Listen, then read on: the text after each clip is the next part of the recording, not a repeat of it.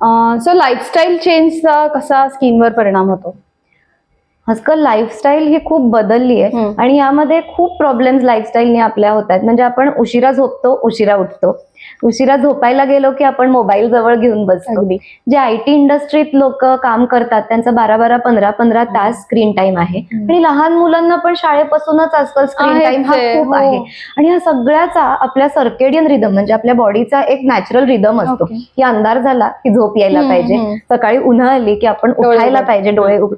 तर हे सगळं बदलतंय आणि सटल चेंजेसनी आपली इम्युनिटी प्रतिकार शक्ती बदलतीये ओके. आणि शरीरावर होणारे परिणाम पण बदलतात.